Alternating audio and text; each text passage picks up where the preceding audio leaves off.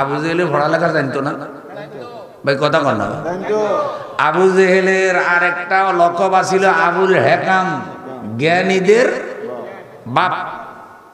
মানে তার ভিতর থেকে জ্ঞান বাইর হয়, বাপের থেকে সন্তান বাইর হয়। আবুল মাল মানে মালের বাপ, ওর থেকে খালি মাল বাইর হয়। আবুল মাল মানে কার বাপ? আবুল মাল মানে কি? আবু জেহেল মানে জাহেলের কি? মানে পৃথিবীতে কোরআন বিরোধী যত জাহেল বাইরে সব হইল তোর গোষ্ঠী।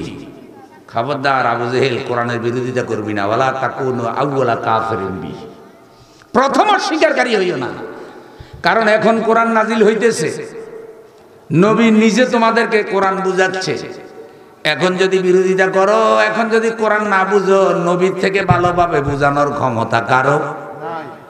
ইউ ভাইও, বাংলাদেশের সব হুজুররে যদি এক জায়গায় করেন, আল্লাহর রসুলের থেকে বেশি ভালোভাবে বুঝাইতে পারিবনি।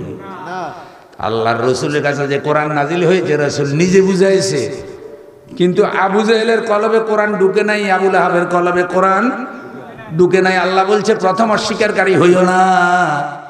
কারণ তুমি যদি এখন কোরআনকে অস্বীকার করো, যুগে যুগে কিছু লোক কোরআন অস্বীকারী হবে, তুমি হবে তাদের নেতা, তুমি কোরআন অস্বীকারীদের নেতা হবে।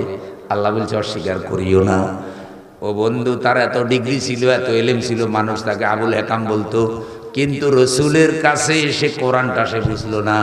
রসুল তাকে উপাধি দিলেন আবু, আরো জোরে আবু অজ্ঞ জাহেল। তাহলে তার ডিগ্রি ছিল কিন্তু কোরআন বুঝা নাই, পড়ালেখা ছিল কোরআন বুঝা নাই, মেধা যোগ্যতা ছিল ইসলামের পক্ষে কাজে লাগাই নাই।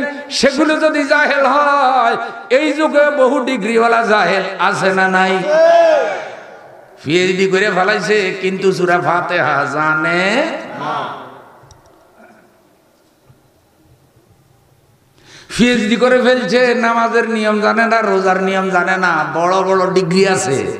তাহলে বোঝা যায় শিক্ষা ব্যবস্থায় কোরআন যদি থাকতো, বড় বড় ডিগ্রি নিয়ে এক একজন হযরত আবু বকর আর ওমরের উত্তরসূরি হতো, এরা আবু জেহেলের নাতিপুতি হতো না।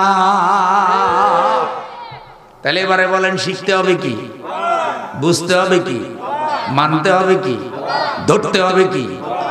কোরআন শিখতে হবে, কোরআন শিখতে হবে। নবীজি এমন এক সফল ওস্তাদ, যিনি কোরআন শিখালেন সাহাবায়ে কেরামকে। জাহিলি যুগ সেরা হয়ে গেল তারা, যেই মানুষগুলো চোর ছিল, ডাকাত ছিল, খুনি ছিল, সন্ত্রাসী ছিল, মদখোর ছিল, জেনা ব্যভিচারে লিপ্ত ছিল, সেই মানুষগুলো কোরআনের সংস্পর্শে আসলো, নবী সাল্লাল্লাহু আলাইহি সাল্লামের উপর ঈমান আনলো, আর ওই মানুষগুলো জগতের সেরা মানুষ হয়ে গেল। তাদের চরিত্র এমন হয়ে গেল, রাদিয়াল্লাহু আনহুম ওয়া রাদু আন যালিকা লিমান খাশিয়া রাব্বাহ।